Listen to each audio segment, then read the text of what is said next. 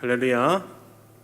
평하셨습니까? 이 시간 앞뒤 좌우 보시면서 함께 인사하실까요? 함께 기도함이 기쁨입니다. 함께 인사합시다. 함께 기도함이 기쁨입니다.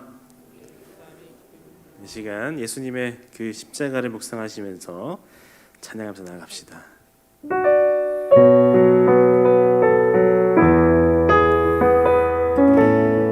갈보리 산 위에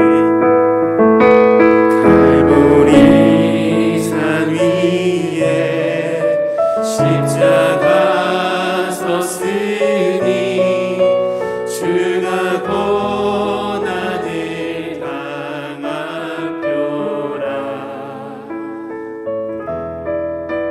험한 십자가를 내가 살아가리. 주가 버려낸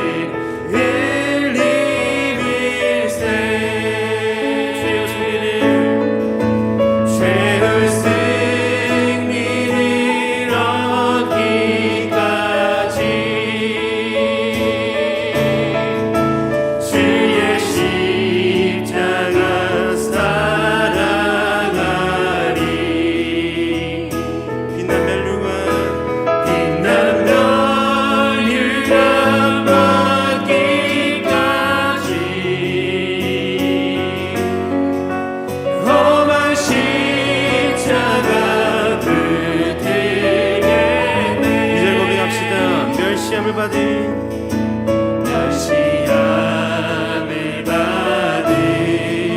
주의 십자가에 나의 마음이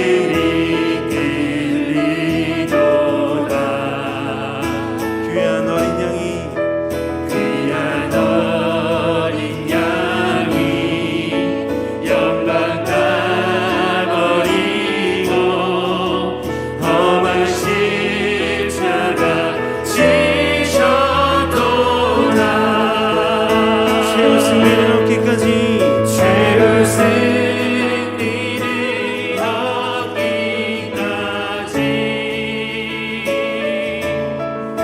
주의 십자가 살아가리. 빛난 멸류관 받기까지 험한 십자가 붙들겠네. 험한 십자가에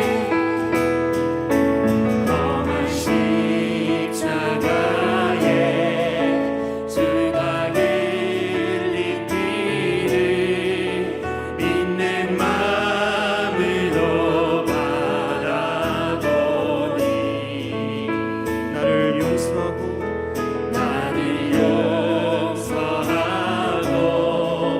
내 죄 사하시려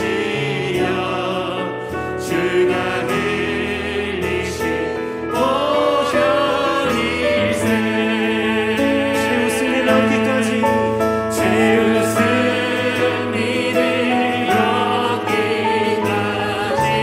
주의 십자가 사랑하리. 주의 십자가 사랑하리. 빛난 멸류관 받기까지 빛난 멸류관 받기까지 험한 십자가 붙들겠네. 주가 예비하신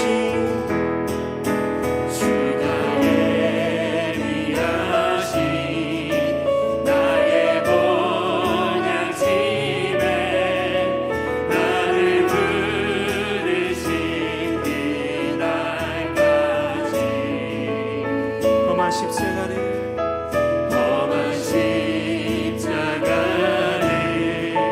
항상 달 계시고 내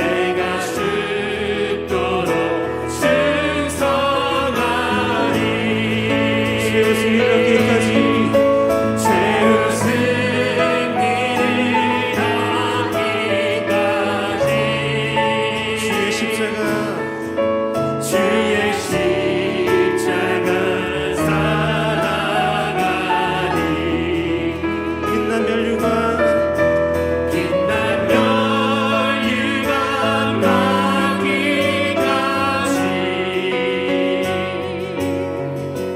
험한 십자가 불때에 최후 승리를 얻기까지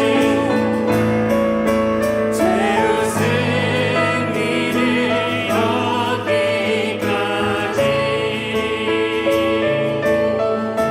주의 십자가 살아가리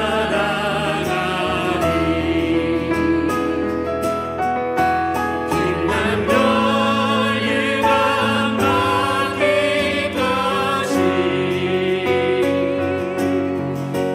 험한 십자가 불때 우리의 목소리로 고백합시다. 최후 승리를 얻기까지 최후 승리를 얻기까지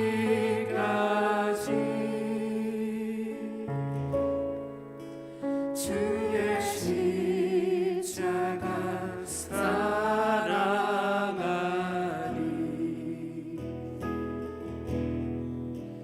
빛난 멸류관 받기까지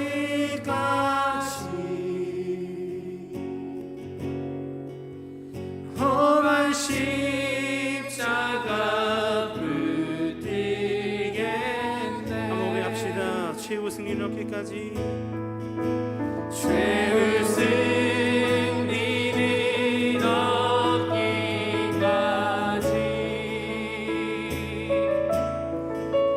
주의 십자가 사랑하리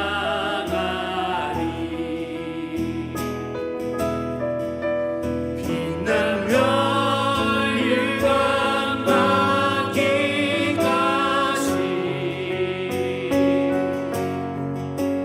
험한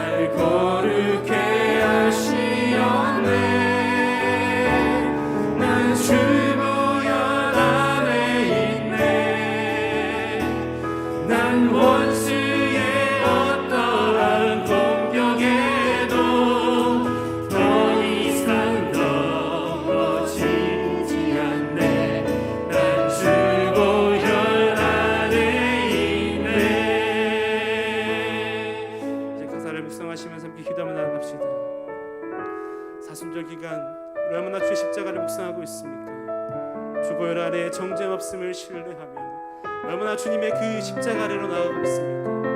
하나님 이 시간 우리가 기도함으로 말씀 들음으로 주의 십자가 아래로 가길 소원합니다. 유월절 인의 그 피를 힘입어 주의 보좌로 나아가오니 우리의 기도에 응답하시고 우리에게 말씀으로 말씀하여 주시옵소서라고 함께 기도하며 나아갑시다. 기도하겠습니다. 하나님 시간 주님 우리에게 주니 귀한 사속절 기간에 하나님 주의 십자가를 얼마나 묵상했는지 돌아볼 때에 너무나 모자르고 부족했음을 고백합니다.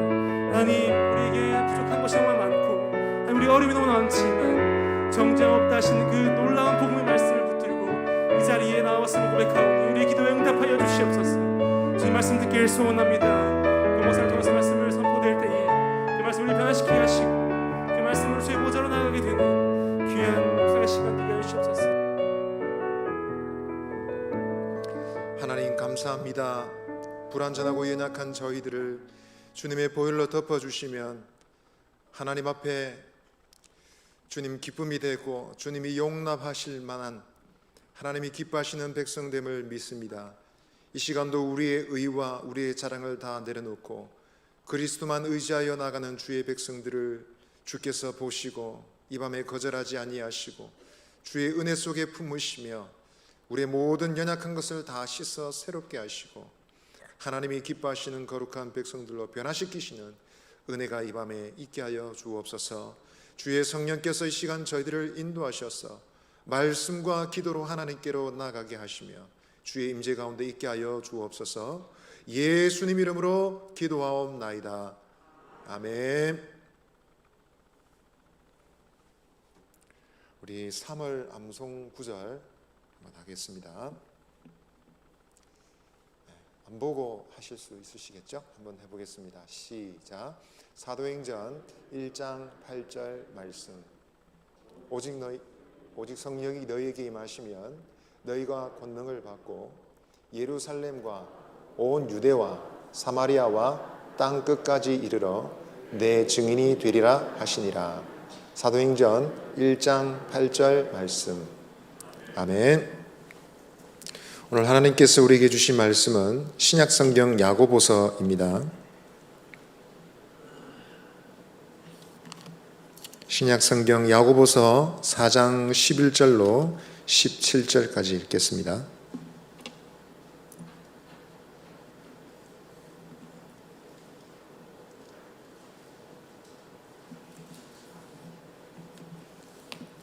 신약성경 야고보서 4장 11절로 17절입니다. 우리 한 절씩 읽도록 하겠습니다. 형제들아 서로 비방하지 말라. 형제를 비방하는 자나 형제를 판단하는 자는 곧 율법을 비방하고 율법을 판단하는 것이라.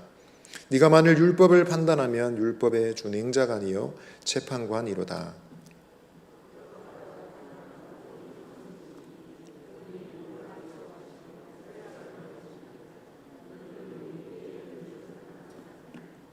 들으라. 너희 중에 말하기를 오늘이나 내일이나 우리가 어떤 도시에 가서 거기서 1년을 머물며 장사하여 이익을 보리라 하는 자들아.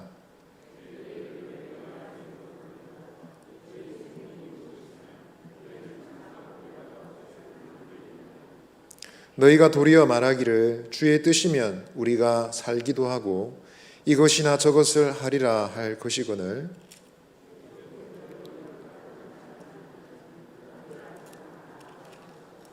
함께 읽겠습니다. 그러므로 사람이 선을 행할 줄 알고도 행하지 아니하면 죄니라. 아멘. 오늘 투표 잘 하셨습니까? 하루를 잘 보내셨습니까? 예. 선거가 끝이 났으니까 제가 드리는 말씀이지만 여러분 민주당 믿지 마시고 국민의힘당, 정의당도 믿지 마시고 오직 예배당을 믿으시기를 바랍니다. 예. 우리 서로에게 한번 이렇게 말합시다. 믿음의 말로 한번 권하겠습니다. 서로에게 이렇게 말합시다. 예수님 안에 좋은 일이 있습니다. 한 번 더 권합시다. 예수님 안에서 잘 되어가고 있습니다.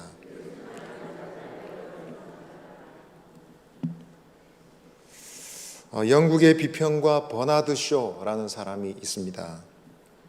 이 사람은 영국 사회의 잘못된 점들을 많이 비평을 했는데 여러 가지 사실들을 생각하다가 한 가지 사실을 발견했습니다. 그것은 미켈란젤로의 작품을 좋아하는 사람들은 그 로댕의 작품을 굉장히 싫어한다는 것이었습니다. 그래서 그는 이 사람들의 이런 사고방식을 생각해서 한 가지 계획을 세웠습니다.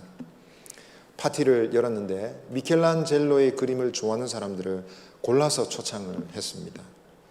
그리고 만찬을 마칠 때쯤 되어서 마이크를 잡고 청중에게 얘기했습니다. 여러분 잠시만 기다리십시오. 제가 여러분들에게 아주 귀한 그림을 하나 보여드리겠습니다. 그랬습니다. 그리고 방에 들어가서 그림 하나를 가져왔습니다. 여러분 멋지지요? 이것은 로댕의 작품입니다. 그랬습니다. 그랬더니 장내가 잠시 조용하더니 웅성웅성하기 시작합니다. 그리고는 아주 신랄한 비평들이 쏟아지기 시작했습니다. 야, 색깔이 왜 저 모양이야? 어떻게 구도가 저 모양이지? 저것도 그림이라고 할 수 있느냐? 라고 비평이 아니라 거의 난도질을 합니다. 거의 끝나갈 무렵에 버나드 쇼가 다시 나와서 마이크를 잡습니다. 당황한 표정을 지으면서 이렇게 말했습니다. 아, 여러분, 제가 오늘 실수를 했습니다. 제가 그림을 잘못 가지고 나왔네요.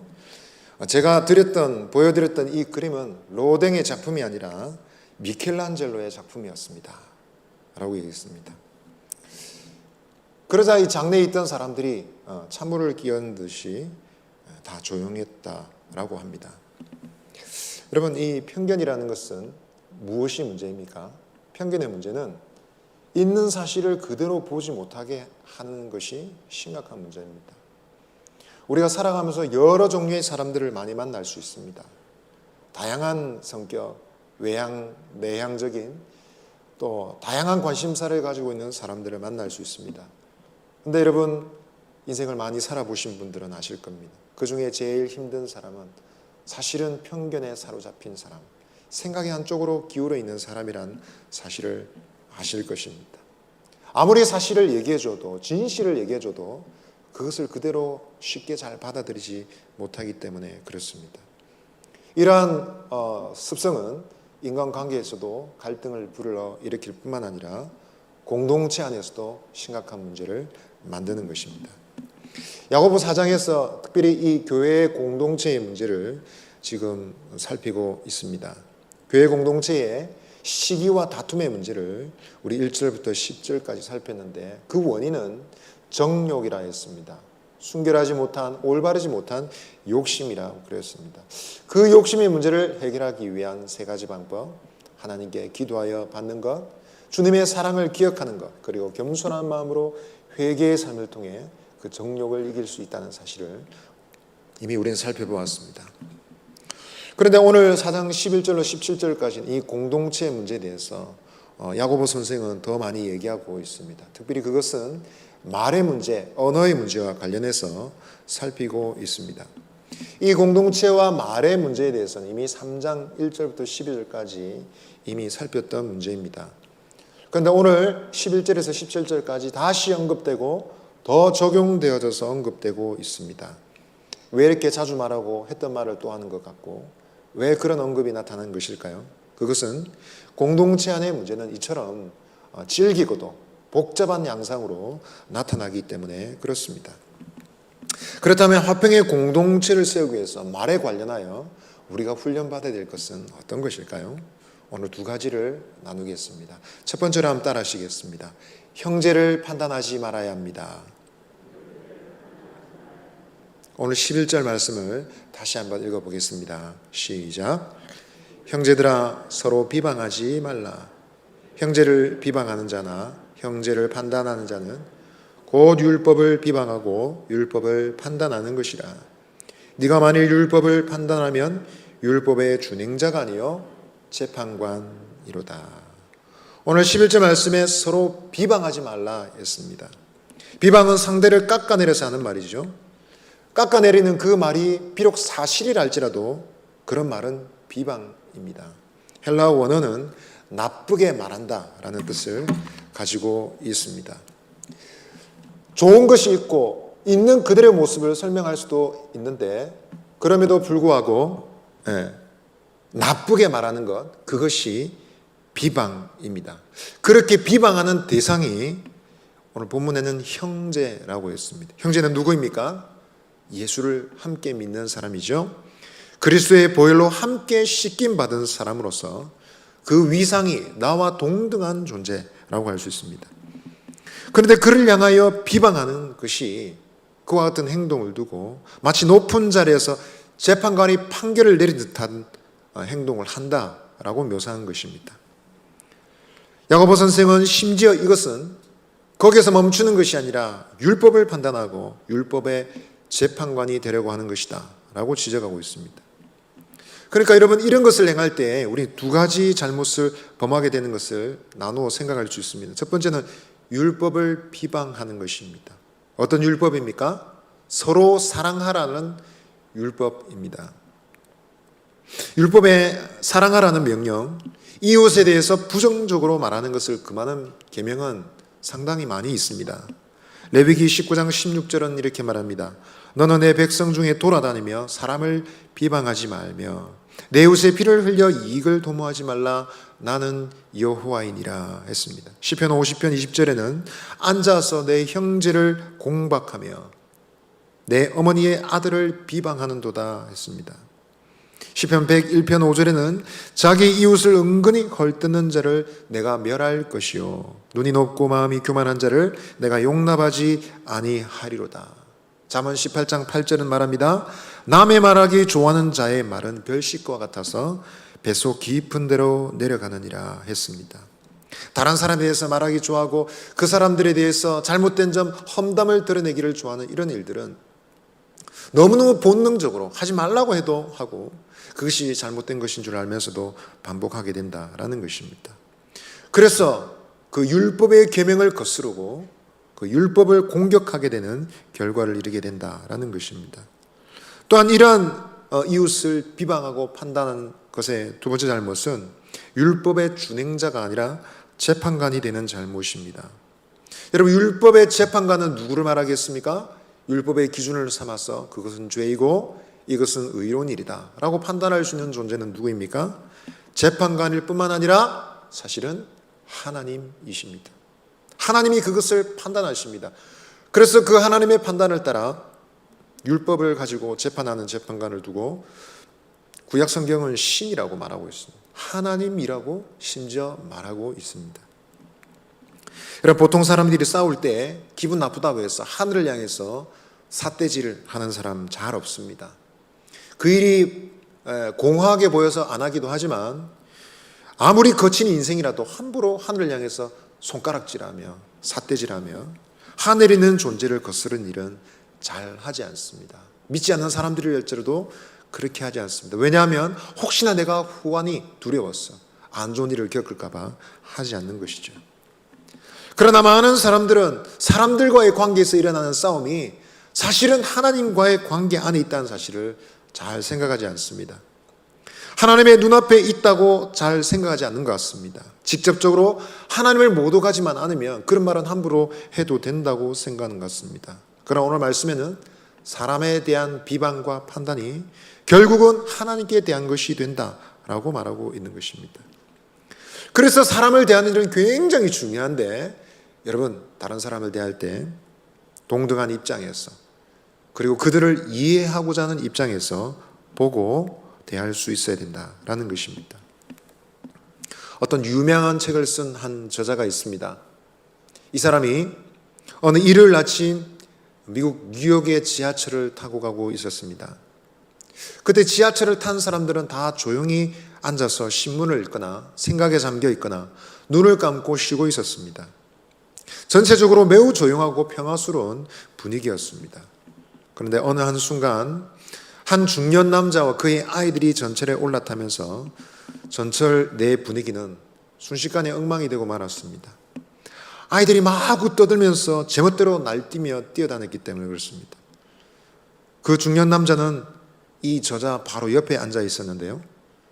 두 눈을 감은 채 그런 상황에 대해서 전혀 신경을 쓰지 않고 있었습니다.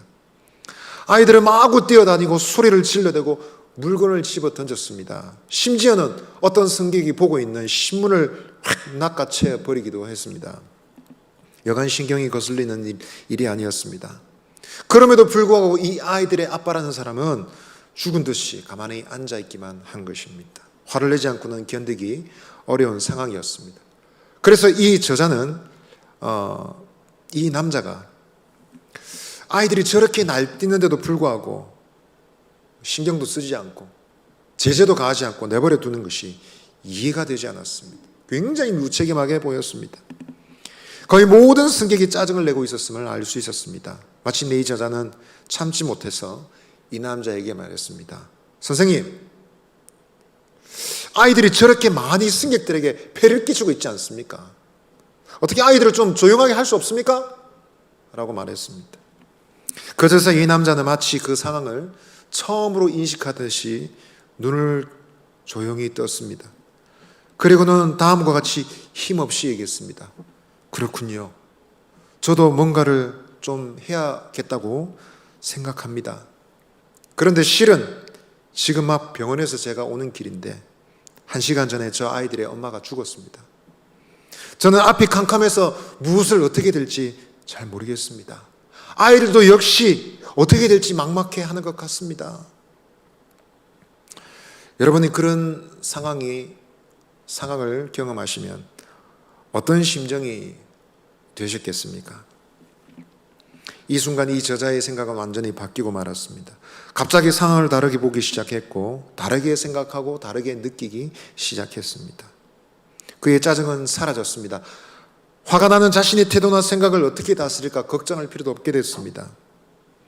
그리고는 이 저자의 마음은 온통 이 사람이 가진 고통으로 가득 채워졌습니다. 동정심과 측은한 느낌을 가지게 되었습니다. 그래서 이렇게 말했습니다. 부인이 돌아가셨다고요? 저런 안 됐습니다. 뭐라고 위로해야 될지 할 말이 없습니다. 순식간에 모든 것이 바뀌어 버린 것입니다. 여러분, 처음부터 이 사람의 입장이나 상황을 생각했더라면 아이들의 행동과 아버지의 행동에 대해서 어쩌면 남다른 관점을 가질 수 있었을 것입니다만 쉬운 일이 아니죠. 우리가 그와 같은 관점으로 우리 주변의 사람들을 보게 되면 새로운 시각이 필요하다는 사실을 알게 됩니다. 어떤 사람들은 갑자기 화를 냅니다. 왜 화를 내지? 그런 사람을 두고 우리는 판단하기를 조심해야 됩니다. 정말 그 사람이 성격이 고르지 못해서 그런 것인지, 아니면 가정에 무슨 문제가 있어서 그런 것인지 천천히 살펴봐야 됩니다. 부인이 병들어 있고 아이들이 가축했고 회사에서 실직했거나 아니면 좀 전에 회사에서 부도를 당했다, 부도가 났다는 소식을 방금 듣고 왔을지도 모릅니다. 표정이 안 좋은 사람 보고 왜 저 사람은 항상 표정이 저렇게 안 좋아? 내한테 뭐 기분 나쁜 일 있나? 라고 판단하기 전에 무슨 일이 있을까? 혹시 어려운 일이나 생각할 수 있다는 것입니다. 저는 어느 날 한 서울에 있는 조카들과 함께 버스 정류장에서 기다리고 있었습니다. 저희 옆에 초등학교 한 1, 2학년쯤 되어 보이는 아이를 데리고 있는 어머니가 서 있었습니다. 그런데 갑자기 무슨 속상한 일이 있었는지 그 어머니가 그 아이를 사람들이 다 보고 있는데 마구 두들겨 패는 것입니다. 무슨 한 맺힌 일이 있었는지 분통을 터뜨리면서 아이에게 화풀이하고 있었습니다. 너무 놀랐어. 순간 이 엄마를 말려야 되겠다고 생각하는 찰나에 저보다도 더 빠르게 그 순식간에 한 젊은 애기 엄마가 그 사이로 뛰어들었습니다. 그리고는 그 아이와 성난 엄마 사이에 담이 되었습니다. 그 엄마를 휘 감으면서 말렸습니다. 사람들이 많이 있어서 그랬는지 무슨 말을 하진 않았습니다. 그러나 그 어머니를 진정시키는 젊은 애기 엄마의 표정을 통해서 무슨 말을 하는지 다 알 수 있었어요. 어머니 힘드시죠? 힘든 거 다 압니다. 하지만 조금만 더 참으세요. 조금만 참으세요. 집안 문제 때문에 속이 상한 엄마, 아이에게 분통을 터뜨릴 수밖에 없는 상황의 엄마, 그 엄마를 그래도 이해하면서 위기에서 도움을 줄 수 있는 이해심이 더 많은 젊은 엄마, 그 상황을 가장 빠르게 이해한 사람이 바로 그 젊은 엄마가 아닐까 생각이 듭니다. 여러분, 우리가 정말 이웃을 이해하는 관점으로 본다면 다른 것을 볼 수 있습니다. 사람들은 지나가면서도 쉽게 판단하죠. 평가하려 듭니다. 그리고는 우리 자신이 무엇을 하고 있는지 잊어버리는 것입니다. 오늘 12절 말씀을 보시면 입법자와 재판관은 오직 한 분이시니 능히 구원하기도 하시며 멸하기도 하시느니라. 너는 누구이기에 이웃을 판단하느냐? 율법에 대해서 법을 세우시고 판단하시는 분은 오직 하나님이시다. 구원하시기도 하시고 멸하시기도 하시는 절대 권위를 가지고 계신 하나님이시다 라는 것입니다. 하나님도 아니면서 이웃을 함부로 판단하는 일이 가능하냐라는 것입니다. 이웃에 대해서 비방하고 판단하는 그 사람에 대해서 여러분 오늘 야고보서 저자는 당신이 하나님입니까? 라고 묻고 있는 것입니다. 믿음의 식구 여러분, 우리가 다른 사람들을 잘 도울 수 있으려면 무엇보다도 그 사람들과 함께 나란히 서야 될 줄 믿습니다. 우리가 더 잘할 수 있는 것은 판단이 아닙니다. 판단은 본능적으로 되지만 그러나 실질적으로 우리가 정말 잘할 수 있는 것은 이해부터 하는 것입니다. 판단은 하나님이나 그런 절대적인 존재나 하시는 일이고 우리가 실수하지 않으려면 겸손하게 배우고 이해하려고 시작해야 됩니다. 접근해야 됩니다. 무슨 일입니까? 왜 그러십니까? 어떤 일이 있습니까? 무슨 힘든 일이 있습니까? 이해부터 해야 됩니다. 이해란 말의 영어 말을 나눠서 생각하면 밑에 선다 아닙니까? understand. 그 사람보다 밑에 선다라는 것입니다. 여러분, 누구보다도 다른 사람에 대해서 잘 이해하고 올바른 방식으로 관계를 맺어야 될 사람은 바로 그리스도인인 줄 믿습니다. 그리스도의 역할은 그래서 검사나 재판관의 역할이 아니라 변호인의 역할을 해야 됩니다. 그리스도를 위한 변호인, 그리스도의 사람들을 위한 변호자, 바로 저와 여러분이 그 사람들이 되어야 될 줄 믿습니다. 여러분, 이웃을 잘 이해하십시다. 그들을 잘 변호할 수 있는 우리가 되기를 바랍니다. 우리 서로 한번 합시다. 이웃을 위해 변호자가 됩시다. 공동체 안에서 말의 문제는 무엇입니까? 어떻게 하면 우리가 훈련받을 수 있습니까? 두 번째로 한번 따라하겠습니다. 내일 일을 자랑하지 말아야 합니다. 야고보 선생은 이미 위에서 형제를 비방하는 죄가 교만의 죄라고 지적했는데 이제 13절 17절에는 자신을 잘못 알아서 함부로 하는 말에 대해서 얘기합니다. 자기의 생명과 시간과 사업에 대해서 주제넘는 말을 일삼는 그 말을 지적하고 있습니다. 자기 자신에 대해서도 말은 굉장히 조심해야 되는데 자기의 앞날에 대해서 함부로 말해서는 안 된다는 것입니다. 13절 말씀 보시면 들으라 너희 중에 말하기를 오늘이나 내일이나 우리가 어떤 도시에 가서 거기서 1년을 머물며 장사하여 이익을 보리라는 자들아 했습니다. 너희 중에 말하기를 이란 말은 지금 이 말은 야고보 선생의 말이 아니라 교회 안에서 사람들이 하는 말 혹은 세상에서 떠돌아다니는 말을 흉내내는 말을 인용하고 있는 것이죠.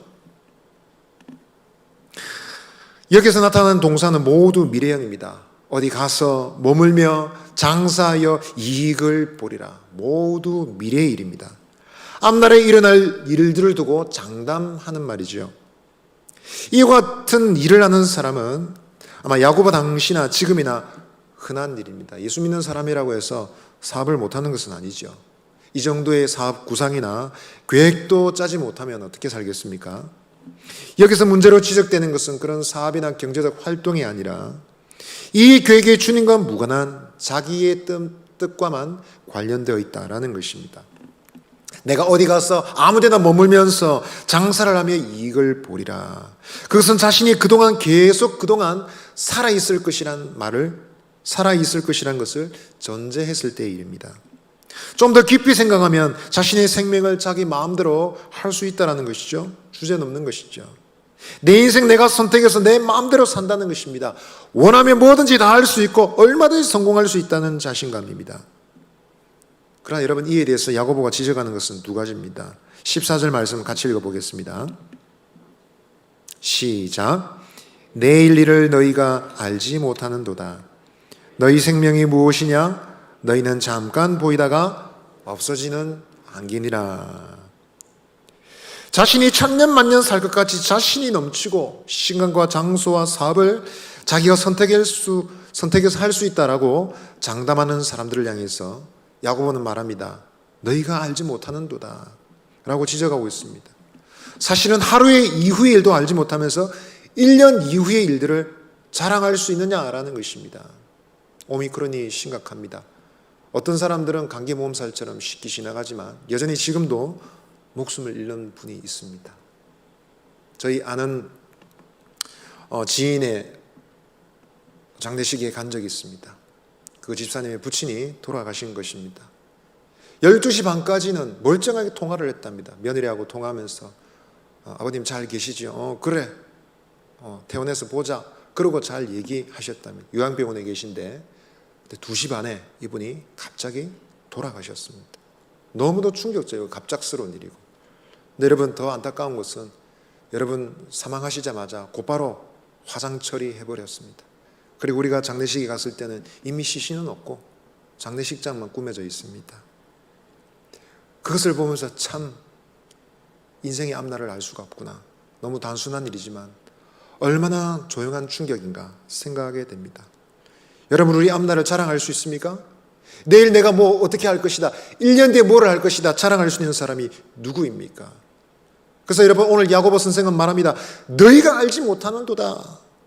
너희가 무지하다. 앞날에 대해서, 너희 인생에 대해서 잘 모르고 있다라고 말하고 있는 것입니다. 두 번째로 지적하고 있는 것은 나약함의 문제입니다. 너희 생명이 무엇이냐? 너희는 잠깐 보이다가 사라지는 안개니라. 안개는 허무함의 상징이죠. 안개가 가득할 때는 길이 안 보여서 앞으로 나갈 수도 없습니다. 그러나 해가 뜨고 날이 맑아지면 금방 사라져 버립니다. 우리의 인생이 그와 같다라는 것입니다. 그래서 이러한 인생, 생명의 특징은 일시성이고 무력성이고 소멸성입니다. 매우 상식적인 호소입니다. 앞전에 말했던 버나드 시도라는 사람이 이런 말을 했습니다. 궁극적인 통계는 동일하다. 한 사람 중에 한 사람이 죽는다. 즉 100사람 중에 100사람이 다 죽는다는 것이죠. 죽음은 모든 사람의 문제다라고 했습니다. 옛날에 고대사회의 동로마 제국 황제가 황제 위에 오를 때는 콘스탄티노플이라는 수도에서 즉위식을 했는데 항상 이상한 관례를 했답니다. 새로 즉위하는 황제에게 아주 멋지게 깎은 대리석 판들을 여러 개를 보여주었습니다. 그러면 황제는 그 중에 하나를 골라야 했습니다. 그 대리석판은 다름 아닌 자기가 죽고 나서 묘지의 묘속으로 쓸 돌이었다라는 것입니다. 여러분 잘 아시는 알렉산더라는 대왕은 이미 20살 나이에 왕 위에 올랐습니다. 평생 전쟁을 했는데 거의 전 세계를 지배하다시피 정복하다시피 했습니다. 정복을 잘했을 뿐만 아니라 통치도 굉장히 잘했습니다. 그러나 이 사람은 젊은 나이에 요절했는데 33살에 땅을 정복하기에 준비하던 중에 열병에 걸려서 죽음을 맞이했습니다. 이 사람은 죽어가면서 독특한 유언을 남겼답니다. 내가 죽고 나면 나를 관 안에 넣을 때 내 손은 관 밖으로 빼라 라고 부탁한 것입니다. 왜 그렇게 합니까?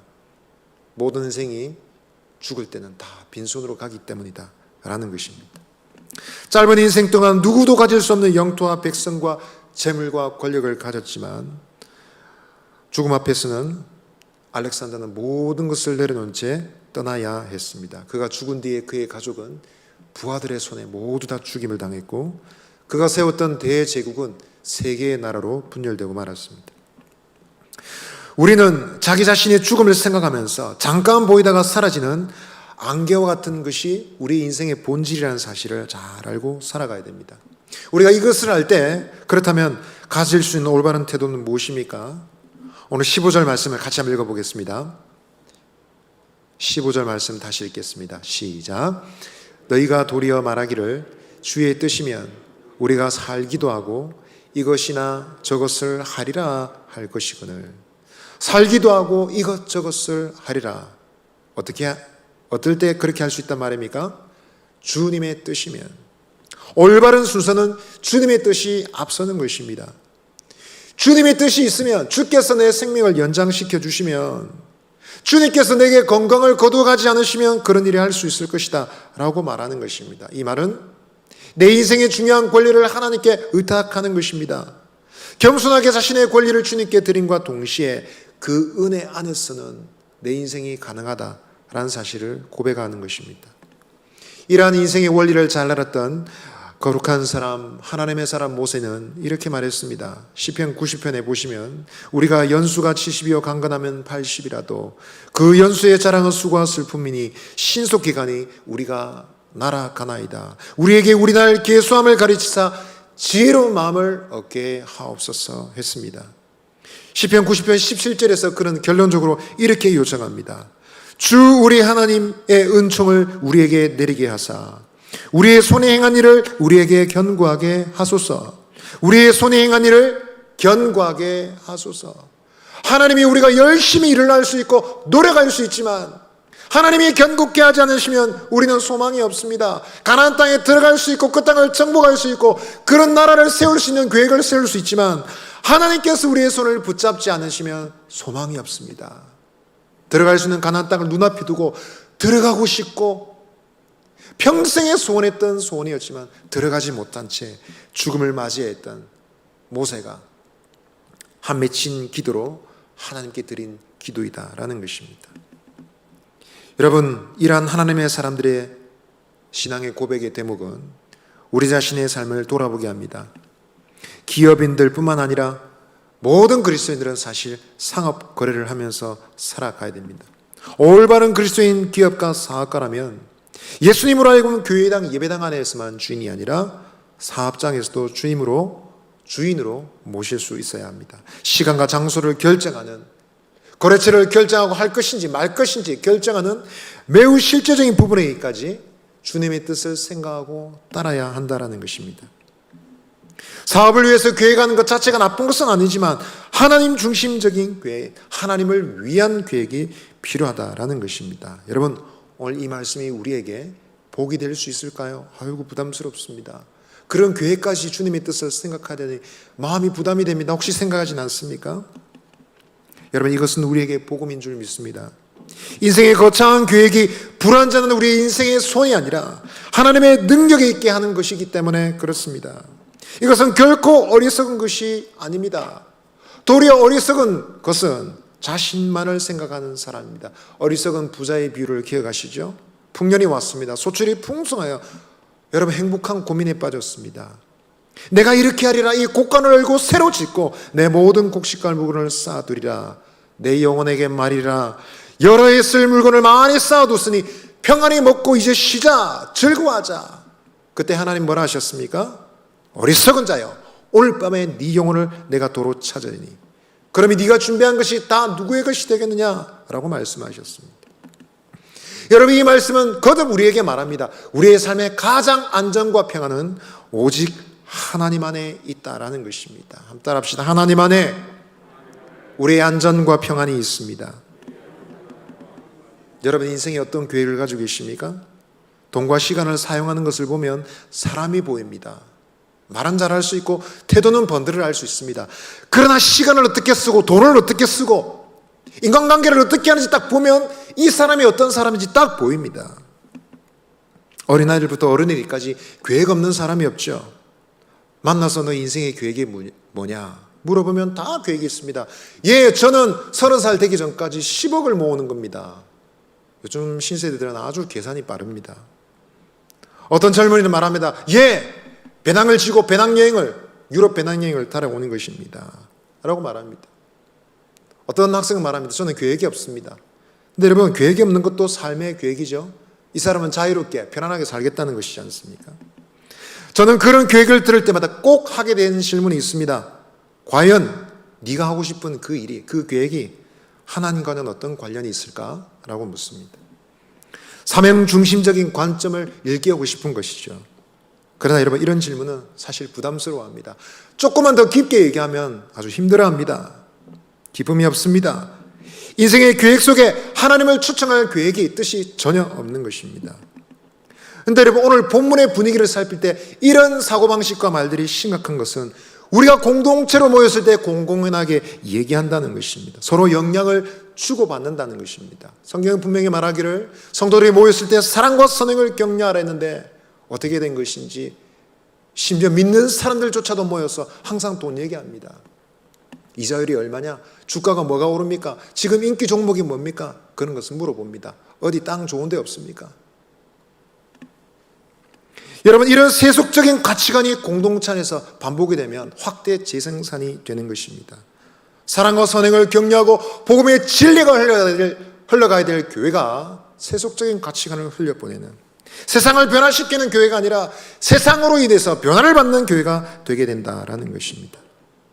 그래서 여러분, 우리는 모일 때마다 거듭하여 아름다운 말로 서로를 권해야 되겠습니다. 사랑합시다. 선한 일을 합시다. 주님의 영광을 위해서 아름다운 삶을 삽시다. 이런 말로 서로 권해야 되겠습니다. 마지막으로 17절 같이 읽어보겠습니다. 시작. 그러므로 사람이 선을 행할 줄 알고도 행하지 아니하면 죄니라. 아멘. 이 말은 당시에도 아마 보편적으로 돌아다니는 말이었던 것 같습니다. 아마 상식에 해당되는 말인 것 같습니다. 선을 행할 줄 알고도 행치 않으면 잘못입니다 라는 격언일 수 있습니다. 그런데 여러분, 오늘 야고보는 이제까지 다루었던 교훈을 이 격언으로 결론을 짓고 있습니다. 여기서 말하는 선은 무엇일까요? 아름다운 말을 하는 것이죠. 사랑과 선행을 격려하는 것이죠. 형제 자매에게 유익이 되는 말을 하는 것입니다. 적어도 다툼과 분쟁과 시기와 질투의 말을 하는 것은 아닙니다. 사실을 왜곡시키거나 좋은 가능성이 있는데도 불구하고 안 좋은 면을 부각시키거나 그런 말을 하는 것이 아닙니다. 우리 모두 다 그것이 바른 것인 줄 압니다. 몰라서 그런 말을 안 하는 것이 아니죠. 선한 말을 해야 되는 줄 알지만 우리의 입에 잘못된 습관이 우리를 가만히 내버려 두지 않습니다. 세속적인 가치관을 따라 말이 저절로 나옵니다. 모르고 죄를 지었다면 그래도 정상 참작이 되겠지만 알고도 행한 죄는 심각하다는 것이죠. 지금도 그렇지 않습니까? 모르고 지은 죄에 대해서는 정상 참작에 대해서 감형이 되거나 아예 벌을 받지 않을 수도 있습니다. 그러나 그 모든 사실을 알고도 인지하고도 심지어 높은 학력과 지식을 가지고도 사회적인 지위를 가지고도 어떤 잘못된 일을 행하면 가중처벌을 받습니다. 여러분, 오늘 이것을 생각할 때 우리는 이 말씀을 알고 있는 사람으로서 이 말씀을 알고 있으니까 더욱더 책임 있는 사람들이라는 사실을 잊지 말아야 되겠습니다. 알고 있는 바를 행함으로 하나님께 영광을 드리고 복을 받든지 아니면 심판의 대상이 될지는 우리에게 달려있는 것입니다. 믿음의 식구 여러분, 오늘 이것은 야고보가 편지를 전달하는 그 교회를 경책하는 말씀과 함께 우리에도 경책이 되고 사실은 야고보 그 공동체의 교회를 바른 길로 인도하는 복음과 함께 우리를 또한 바른 길로 인도하는 복음이 되는 줄 믿습니다. 여러분, 어떻게 하면 우리 공동체를 새롭게 할 수 있습니까?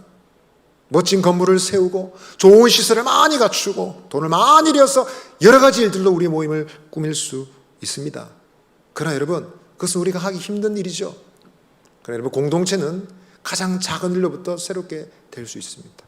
우리의 말을 바꾸면, 우리의 언어를 새롭게 하면 우리 공동체를 거룩하게 하시고 생명의 공동체로 만드시는 하나님의 은혜의 역사가 시작될 줄 믿습니다.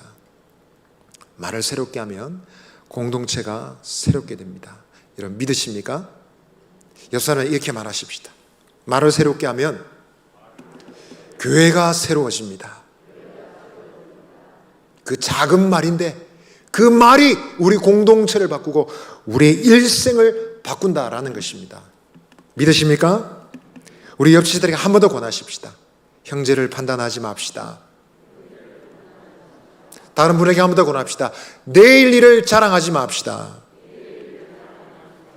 이 말씀을 따라 살아서 아름다운 공동체를 만드시는 복된 인생을 살아가시는 저와 여러분 되시기를 바랍니다. 아멘. 이 시간 우리 말씀을 생각하며 한번 찬송하십시다. 나의 마음을 주여 정금과 같게 하여 주시옵소서. 주님과 같이 거룩하게 되기를 원합니다. 우리 한번 찬송 드리겠습니다.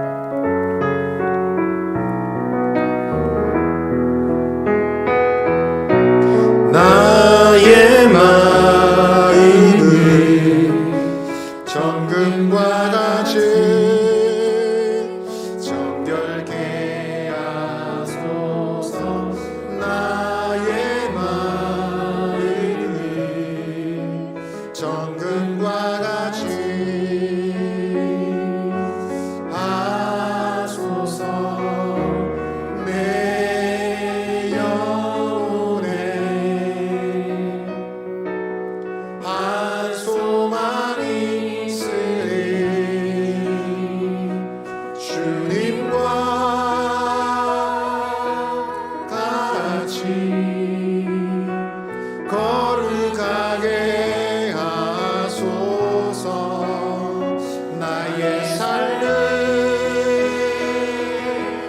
드리니 거룩하게 하소서. 오 주님 나를 받으소서. 나를 받으소서. 한 번 더 찬송하겠습니다. 나의 마음을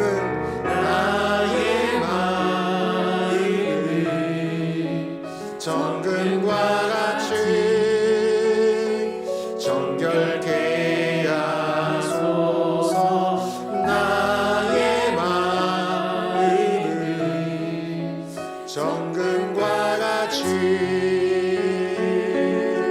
하소서. 내 영혼에 한 소망이 있으니 주님과 같이 거룩하게 하소서. 나의 삶을 드리니 거룩하게 하소서. 오 주님 나를 받으소서. 나를 받으소서. 이 시간 우리 한번 기도합시다. 내 마음이 내 말이 주님을 닮기를 원합니다. 거룩하신 주님을 닮기를 원합니다. 오 하나님, 원수조차도 사랑하라 말씀하셨던 주님의 마음을 담기를 원합니다. 형제를 함부로 판단하고 하나님 연약한 것을 들추어내었던 나의 입술의 옛 습관을 이 시간 십자가에 못 박고 변화되기를 원합니다. 하나님, 나의 형제를 판단하는 것이 아니라 이해하는 마음을 갖기를 원합니다. 눈과 귀를 열어 주시옵소서. 형제의 아픔과 부족함을 참으로 이해할 수 있는 사랑의 마음 주시옵소서. 하나님, 내 일을 자랑하는 교만한 말이 아니라 하나님 앞에 겸손하고 겸비하여 내 인생의 주권을 주님께 드리며 겸손하게 하나님 앞에 형제 앞에 말할 수 있는 나의 입술이 될 수 있도록 이 시간 주여 나의 입술을 새롭게 하여 주옵소서. 주님의 보혈로 정결하게 하여 주시옵소서. 우리 주여 한번 외치고 기도하며 나아가겠습니다. 주여, 하나님 아버지여, 이 시간에 기도합니다. 내 마음이 거룩하신 주님 닮게 하옵소서. 나의 입술이 예수님 닮게 하여 주시옵소서. 내 원수라도 저주하지 말고 판단하지 말고 사랑하며 영납하라 위하여 기도하신 주님의 말씀 따라 주님의 마음을 닮아서 우리에게 사랑하라고 주신 형제 자매들을 하나님 축복하며 그들의 아픔과 고통을 이해하며 위로하며 격려할 수 있는 삶 되기를 원하옵나이다. 우리가 공동체로 모일 때마다 하나님 아버지, 우리의 인생이 주님의 주권 아래 있음을, 우리의 생사 화복이 하나님의 손 아래 있음을 깨닫고 겸손하게 말하며 겸손하게 서로 사랑과 선을 격려하여 아름다운 공동체를 세워나가는 저희들이 되게 하여 주시옵소서. 우리 한 번 더 기도하실 때 하나님, 우리 사상교회를 주님의 진리에 견고하게 세워주시옵소서.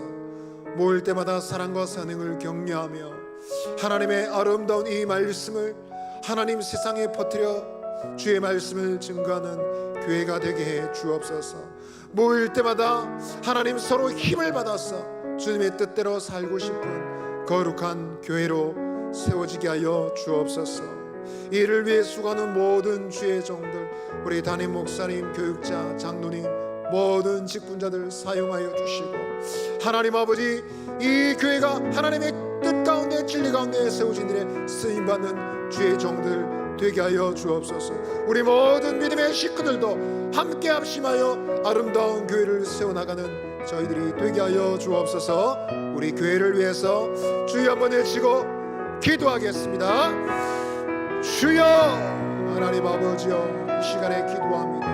하나님, 우리 교회가 아버지 하나님 사랑과 아버지 하나님 주님의 축복과 은혜가 넘치는 교회가 되게 하여 주옵소서. 여기에 아버지 저희들이 함께 있어 사랑과 선행을 격려하며 하나님 말씀이 갈수록 더 깊어지게 하시고 주님의 뜻이 더 풍성하게 드러나고 전파되는 교회가 되게 하여 주옵소서. 상처받은 그 어떤 인생이라도 여기서 용납함을 받고 축복을 받고 새로운 힘을 얻을 수 있도록 인도하여 주시고 우리 모든 지도자들 모든 믿음의 신부들의 이르기까지 이 일에 쓰임받는 충성하는 주의 종들이 되게 하여 주옵소서. 주의 성령으로 충만하게 하여 주시옵소서. 이 시간 우리 계속해서 개인적으로 기도해 주시기 바랍니다. 우리 교회 비전관 건축을 위해서 기도해 주십시오. 하나님 은혜 가운데 선한 길로 인도하셔 성령께서 처음부터 끝까지 인도하셔서 내일을 위해서 준비하는 거룩한 소중한 사업이 될 수 있도록 모든 교우들이 한 마음으로 동참하는 일이 될 수 있도록 우리 비전관 건축을 위해서 기도해 주시고 우리 다음 세대 자녀들을 위해서 계속 기도해 주십시오. 이제 새 학기가 시작되는데 하나님 학교 현장에서 삶에서 믿음으로 승리하는 우리 자녀들 되게 하여 주옵소서. 우리 주일에는 교사 세미나가 계속 이어지고 있습니다. 강의 가운데 은혜를 베푸시고 성령 충만케 하여 주시옵소서. 우리 개인적인 기도 제목도 이 시간 함께 기도하겠습니다. 자, 이렇게 기도하고 돌아가겠습니다.